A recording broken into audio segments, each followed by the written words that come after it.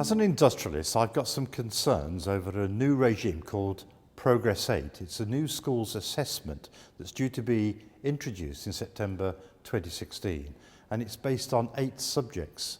Schools are going to be measured on 5 core subjects, which is an EBAC measurement system, and 3 options.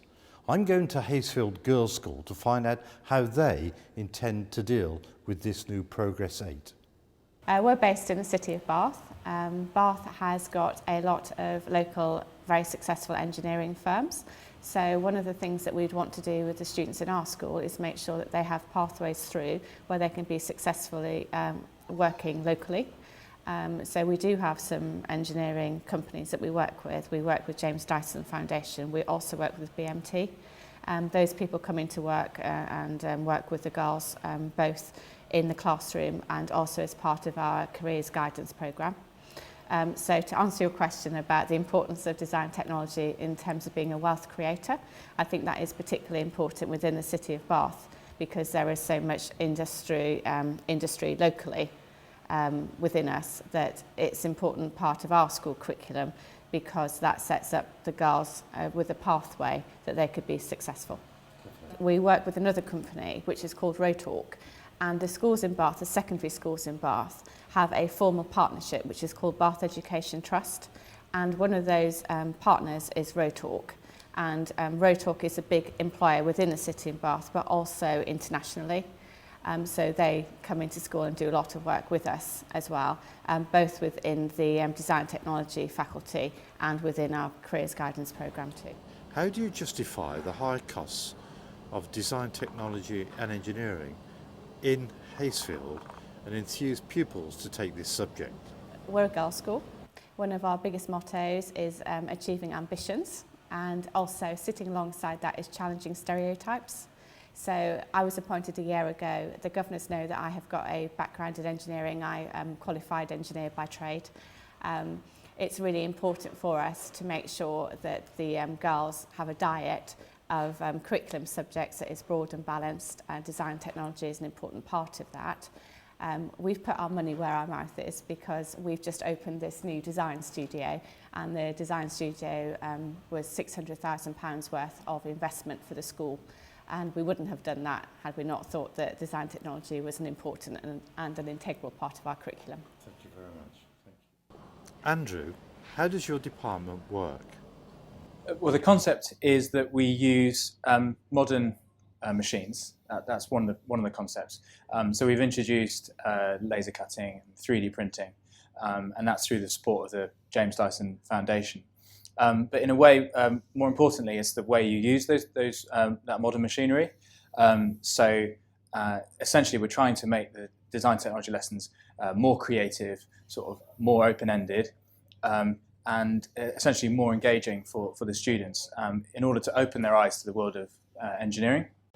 I'm pleased to see you're using modern technologies such as 3D printers to engineer a complex component as part of a larger project. Yes, and I think it's important that they hold on to the prototyping skills, which might be traditional workshop skills using their hands, and that they combine that with creative uses of the modern technology of the 3D printing and of the laser cutting. I think that's an important aspect of what we're doing is looking at the whole design process. The other aspect of a rigorous design and technology subject is that it really counts when applying for a job. I noticed that you're displaying some of those attributes here at Haysfield School. Would you support a more rigorous subject? Yeah, I do. I think it needs, part of the work we're doing with James Dyson Foundation is to design new projects, and we're doing that in collaboration with 4 other Bath schools. And that's been an opportunity to look closely at how to bring in the STEM aspect to the projects. And a part of that comes from having a stimulating context or scenario for the students to work to that opens doors to the relevant science and maths, so the students can see how they can apply what they've learned in science and maths to the project in hand. And that needs a little bit of careful coaching from the teachers to show them aspects. For example, we've got some propeller design in there, and just to show them the aspects of propellers that they could adapt and refine. How does this girls' school encourage its students to engage in engineering skills? The students embrace making, and in a sense, it's a real opportunity for them to do so. They love being in the workshop environment. I mean, we offer wonderful textiles and food as well within what we offer, and yet they're just at home working with machines and using their hands to make things. There's nothing stopping them becoming engineers of the future. Do you see design and technology as the only subject to cover science, technology, engineering and maths, or commonly known as STEM? Yeah, so STEM is inherent in the projects that we're designing with the James Dyson Foundation. A little bit of careful coaching from the teachers shows the students that what they might need to learn. So for instance, with the project that we've got going at the moment, there's all aspects of the forces acting on wheels and the design variables when you're designing a wheel or when you're designing a propeller. And the students, we want them to actively go and research the information they need to know, design their own tests, and then refine their designs. And so it's led by them being enthusiastic about the project and about the context that we give them. And that then leads to them naturally wanting to apply that knowledge that they've gained in maths and physics lessons. So what's the project you're working on at the moment? Can you explain it to me? So we're making automators at the moment, and we're kind of exploring different motions and making it ourselves. Right.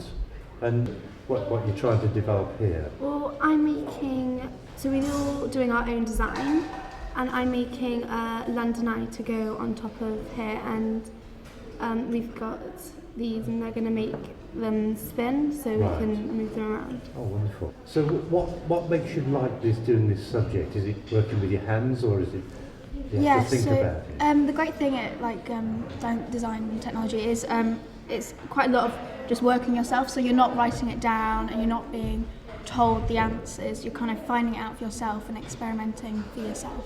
Right, so that's almost like being creative as well. Yeah. Yes. And you find that's the same? Yeah, and in the subject you don't just get to learn, you get to do what you're learning. Yes. So yeah. What about looking to the future? I know it's probably a long way away, but ultimately you're going to leave school and probably go to university, and you go look for a job to go get employment. What's the criteria do you think is important for a job? I think being able to work as a team, and at school we do a lot of teamwork, and you're kind of learning off each other, so I think that's very important. So we've been making land yachts, and we started off with ones that were powered by a sail, and then we moved on to ones that were electric, so we have propellers to power on. So how much of this work are you actually doing yourself? Well, so we got given packs with all of the materials we needed to make it, and then we had to sort of make it for ourselves. Right. We did research about propellers and about land yachts, and so we had to use that research and make it ourselves. Nigel, I believe design and technology encompasses all disciplines of science, technology, engineering and maths, with an emphasis on practical skills. Do you agree? Yes, I think that science and maths often teach a lot of theory and knowledge. We actually apply it in technology. So we make it real to the students. They suddenly say, I can see why I've learnt this in science. I can see why I learnt this in maths. So it adds importance of those subjects as well as technology. In schools, you have different departments of science, maths, technology. How do you bring these disciplines together at Hayesfield Girls' School? We have had discrete STEM lessons which are outside of the maths, the technology and the science lessons, so teachers together delivered STEM lessons which incorporated all three. We also do a period 6, so at the end of each day, 4 days a week, we have additional extracurriculum activities that can involve maths, technology and science working together. So the 6th one, for example, have had an enterprise project where they've been designing and manufacturing products to sell. There's the economics of the business, so work together that way as well. So that's just 2 examples. Okay. You're working with the Sir James Dyson Foundation, and it's my view as an industrialist that businesses should have a greater role in schools, but sometimes feel distracted by this vital link. What is your view? I think if the students who are working with industry, they think actually this is real. This is a real world thing. This matters outside of school, inside, so it makes the subject far more, it raises the profile of the subject. There are things we can learn from industry. They often get new technology before us.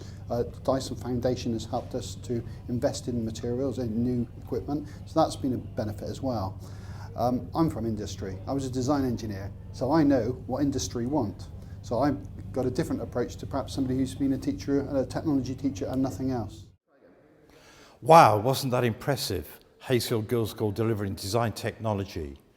We have two icons in this country, Sir James Dyson and Sir Jonathan Ive. Sir James Dyson was responsible for the design of the vacuum cleaner. He didn't invent the vacuum cleaner. And the same with Sir Jonathan Ive. He didn't invent the telephone, but he was the creator and design engineer for the iPad and the iPhone. And that should surely be a demonstration of how important the subject of design technology is in today's education.